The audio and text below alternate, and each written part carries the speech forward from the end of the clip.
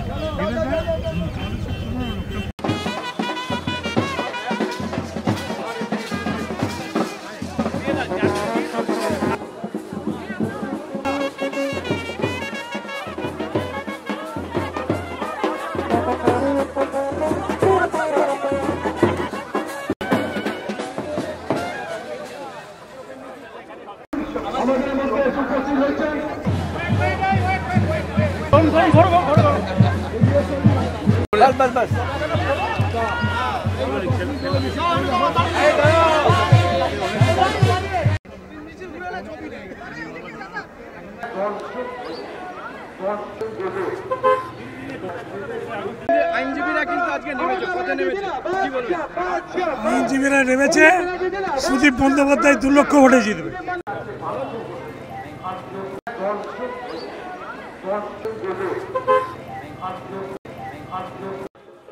আইনমন্ত্রী মলয় ঘটক মহাশয়ের নির্দেশে আমাদের যুব নেতা, আমাদের আইনজীবীদের চোখের নয়নের মণি তরুণ চ্যাটার্জি উদ্যোগে আজ আমরা এখানে সামিল হয়েছি। আমরা একে একে ইতিমধ্যে রাজ্যের বিশিষ্ট মন্ত্রী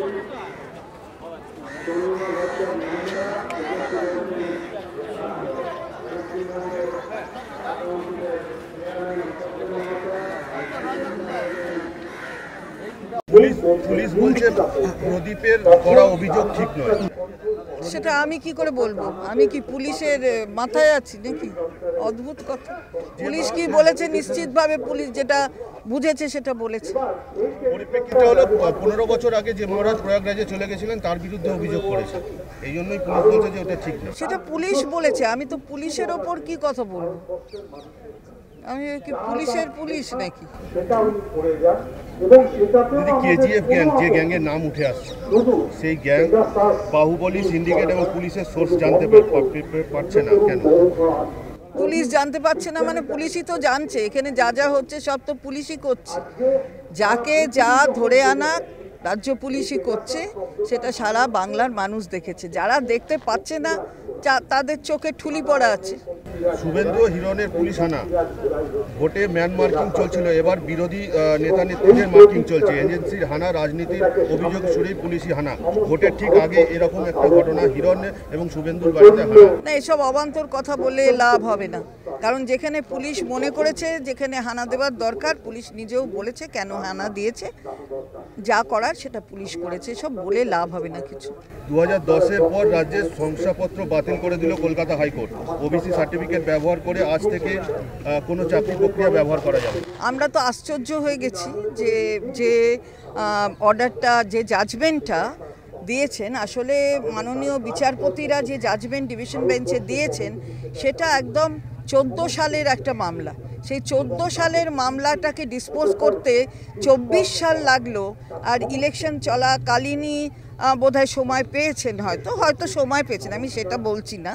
মানে 2 বিচারপতি ছিলেন, হয়তো এখনই তাদের সময় হয়েছে 24-এর ইলেকশনের মধ্যে এটা দিয়েছেন, তাতে কোনো অসুবিধা নেই, দিয়েছেন। কিন্তু 66টা গোষ্ঠীকে তাদের বাতিল করে দিয়েছেন, এটা তো অদ্ভুত কথা। 14 সালের একটা মামলা, সেটা ডিসপোজাল হলো 2024 মানে 10 বছর পরে, আর 10 বছরের মধ্যে যত গোষ্ঠী ইনক্লুডেড হয়েছে কি যা হয়েছে সবটা বাতিল হয়ে গেছে, সেটা সংখ্যায় হচ্ছে 66টা গোষ্ঠী। তো এটা আমাদের মাননীয় মুখ্যমন্ত্রী বলেছেন যে আমরা এটাকে কখনোই সমর্থন করি না, এবং প্রধানমন্ত্রী এসে বারবার যে ধরনের কথা বলছিলেন এই যে জাজমেন্টটা তারই প্রতিফলন, আর এটা আরএসএসের করা মামলা, সুতরাং বোঝাই যাচ্ছে যে কোথায় কি আছে।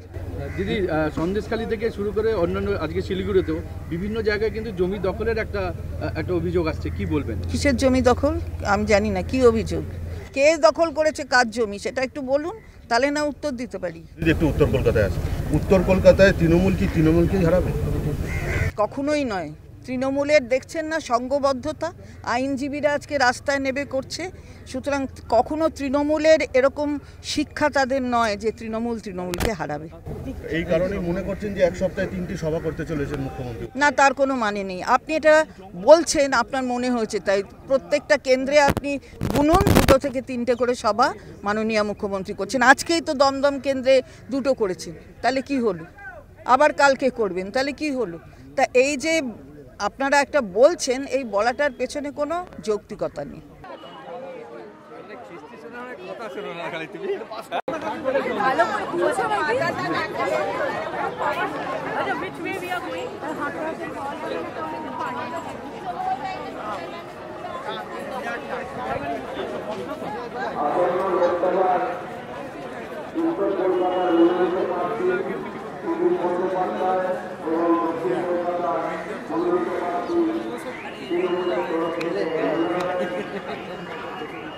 উঠেছে বাহ।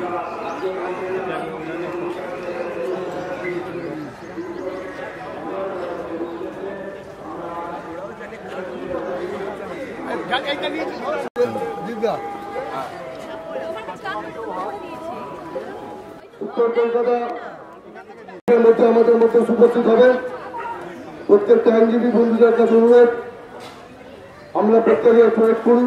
সুদীপ বাবু অত্যন্ত ব্যস্ত ছিলেন কয়েকটা মিটিংয়ে, এবং কয়েকটি গুরুত্বপূর্ণ মিটিং উনি শেষ করে দিয়ে, কয়েকটি ক্যান্সেল করে দিয়ে আমাদের মিটিংয়ে এসে পৌঁছচ্ছেন। কয়েক মিনিট ধৈর্য ধরে করুন। আমাদের 34 দফা জলের ব্যবস্থা আছে, প্রত্যেকের টিফিনের ব্যবস্থা আছে, প্রত্যেকের দয়া করে প্রয়োগ করুন। বুঝতে পারছি অনেকটা লেট হয়ে গেছে, মিছিলটা হওয়ার কথা ছিল 5টা, সেগুলো প্রায় 6টা বাজে যাচ্ছে। তৃণমূল কংগ্রেস সঞ্জয় বচ্চন, সঞ্জয় বচ্চন। আমাদের মধ্যে ইতিমধ্যে উপস্থিত হয়েছেন আইনজীবী, সুখে দুঃখে যিনি পাশে থাকেন, আমাদের হাইকোর্টে আমাদের সঙ্গে প্র্যাকটিস করেছেন, এখনো কোর্টে আছেন। আইনজীবীদের কোনো সমর্থনে যিনি পাশে থাকেন, বর্তমানে রাজ্যের মন্ত্রী চন্দ্রনাথী অনুরোধ করবে আইনজীবীদের কি বার্তা দেওয়া যায় নির্বাচনে, দয়া করে দুটার কথা বলার জন্য চন্দ্রনাথীকে অনুরোধ করা উচিত। দায়িত্ব নেওয়ার ভাবনা থেকে এই প্রফেশনে এসছেন তারা, আমার আইনজীবী বন্ধুরা, তৃণমূল কংগ্রেসের লিগাল সেলের বন্ধুরা, তারা আইন রক্ষার স্বার্থে 2জন প্রার্থী আমাদের সংসদে পাঠানোর জন্য আপনারা আজকে রাস্তায়। পার্লামেন্ট অথবা অ্যাসেম্বলি হচ্ছে আইনসভা, আর এই আইনসভায় যে আইন প্রণয়ন হয় সেটাই সারা ভারতবর্ষের নাগরিককে অথবা সেই প্রদেশের নাগরিককে মানতে হয়। ঘনিষ্ঠতার জোরে খালি পাস করিয়ে নেওয়া হচ্ছে, কখনো লোকসভায় কখনো রাজ্যসভায়, সেটা আইনজীবী বন্ধুরাই তাকে ব্যাখ্যা করতে পারেন এবং বুঝতে পারেন। আমি সেই আইনজীবী বন্ধুদের সঙ্গে আজকে একসাথে পা মেলাতে পারছি, এটা আমার কাছে খুব আনন্দের বিষয়। এখানে অনেক মহিলা আইনজীবী রয়েছে। আমি রাজ্য তৃণমূল মহিলা কংগ্রেসের একজন কর্মী হিসাবে মহিলা আইনজীবীদের আরো অনেক বেশি ধন্যবাদ এবং কৃতজ্ঞতা জানাই যে তারাও এইতে সামিল হয়েছে।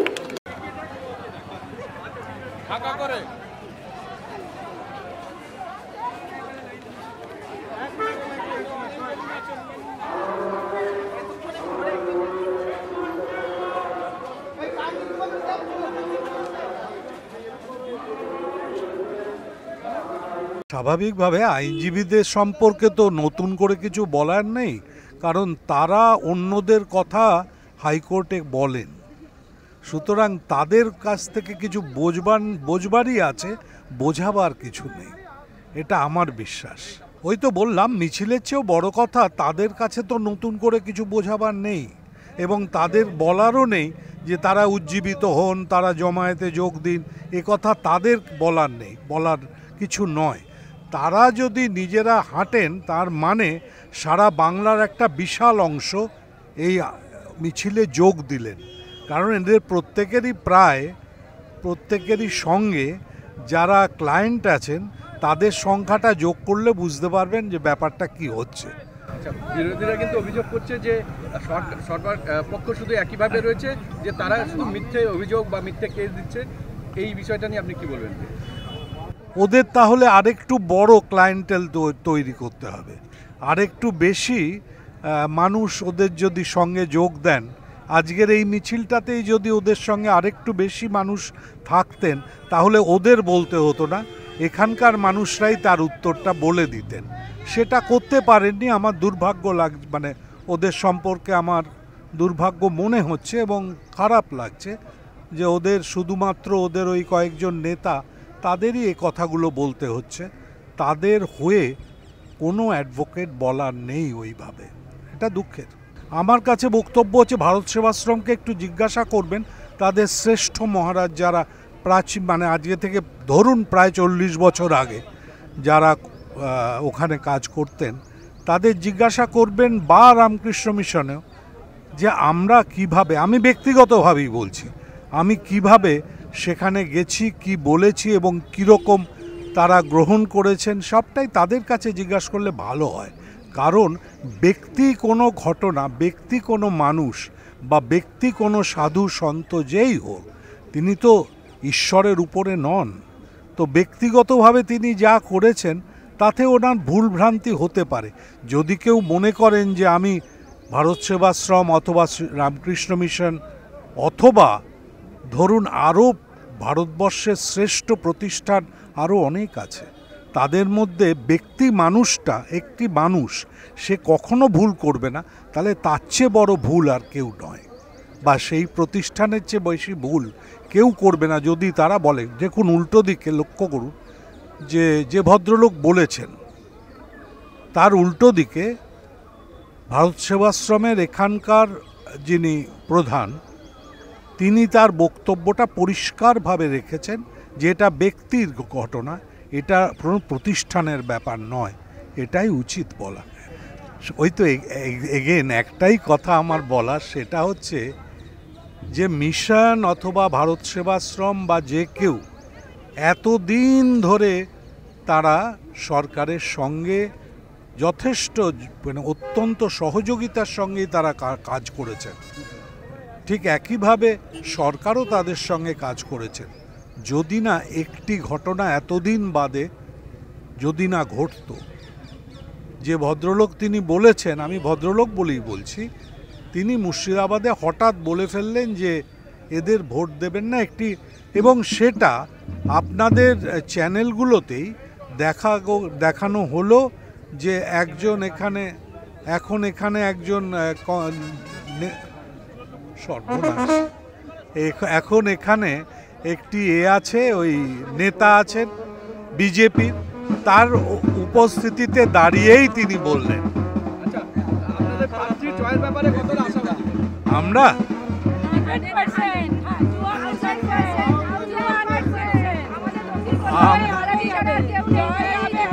আসলে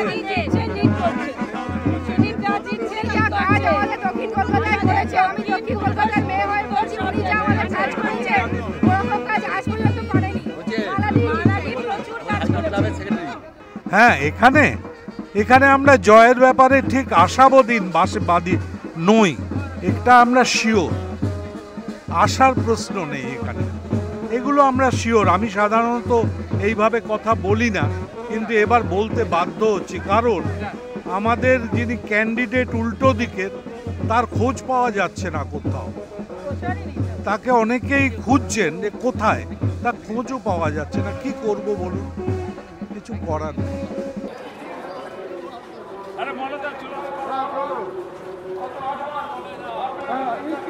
আপনাদের নেতৃত্বে আজকে মিছিল হচ্ছে। আজকে রাজনৈতিক সচেতন মানুষ আপনারা। আজকে আপনারা সুদীপদা, যাকে আমরা সব সময় পাই, যখন ডাকি তখন পাই, যে কোনো কাজে সুদীপদাকে পাই আমরা। উত্তর কলকাতার গর্ব, উত্তর কলকাতার নব উপকার শ্রী সুদীপ বন্দ্যোপাধ্যায় সমর্থনে এক নম্বর বোতামে ছাপ দিয়ে আপনারা সুদীপদাকে জয়যুক্ত করবেন।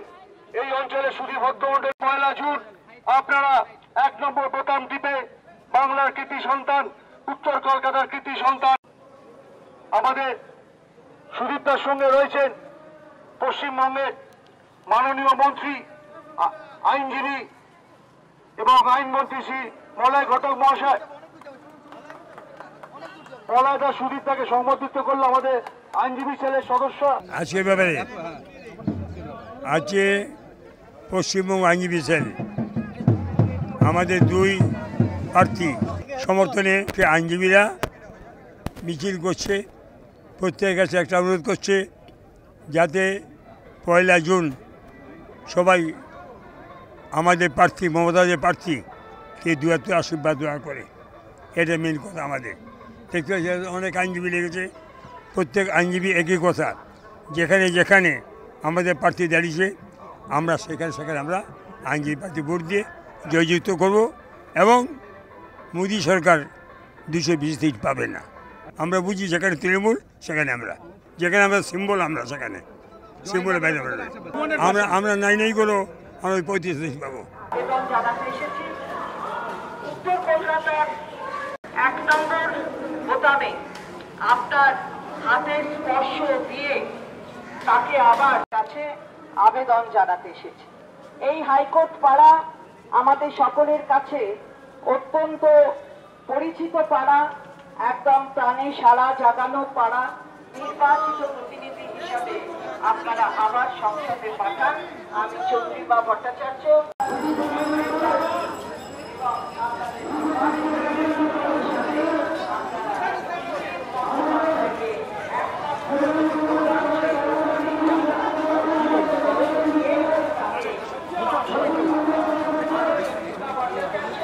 এবং সাথে আমাদের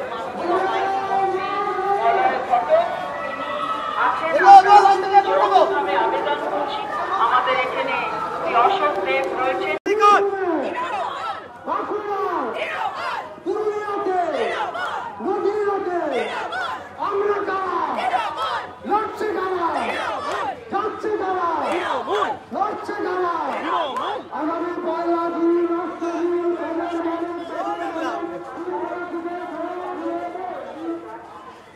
বলছে না বলছে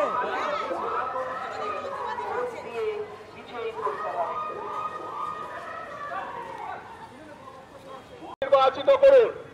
আগামী 1 জুন পশ্চিমবঙ্গ তৃণমূল কংগ্রেস আইনজীবী শাখার পক্ষ থেকে এই অঞ্চলের সমস্ত বড় নেতার কাছে আমরা আবেদন জানাচ্ছি, মনোনীত প্রার্থী সুদীপ বন্দ্যোপাধ্যায়কে ইভিএম মেশিনের 1 নম্বর বোতামে ভোট দিয়ে আবার পুনর্নির্বাচিত করুন।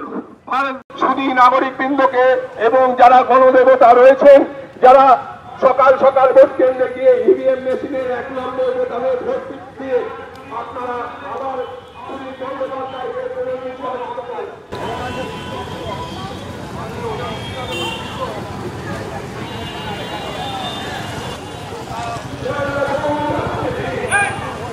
আপনারা দেখেছেন তিনি বসে রয়েছেন আমাদের এই রাজপথের মাঝে, বারে বারে আমাদের নির্বাচিত সরকারকে অপমানিত করার চেষ্টা করছেন মাননীয় মন্ত্রী, আমাদের প্রিয় নেত্রী আইনজীবী যে রাজপথে তিনি রাজ্যপালের চেয়ারে বসে রয়েছেন।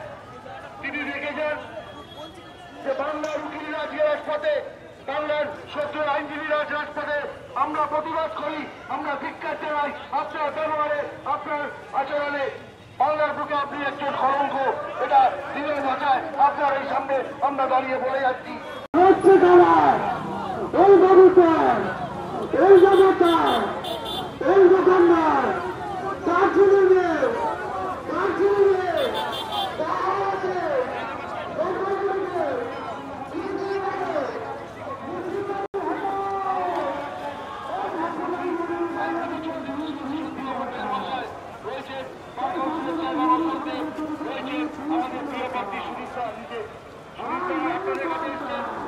চাই প্রতিবারের ন্যায় এবং আপনাদের আশীর্বাদ, আপনাদের ভালোবাসা, আপনাদের দয়া ধরে ধরে সুদীপ দরে ধরে যেমন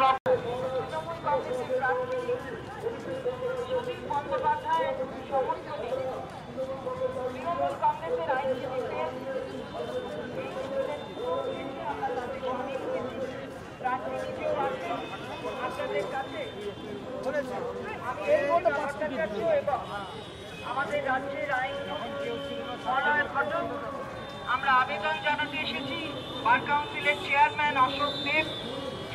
আইনজীবীরা পথে নেমেছে, আপনারা নিজেরাই দেখলেন যে কত লোক এখানে ছিল এবং আইনজীবীরা আজকে কালকে কোর্ট ছেড়ে কোর্টের দিন পরে এত লোক যে ভাবতেই পারা যায় না যে আজকে এতগুলো লোক, তাও অনেকে চলে গেছেন, একটু দেরি হয়ে গেছে আমাদের, তা না হলে যা জনসমুদ্র ছিল আরও অনেক বেশি লোক ছিল।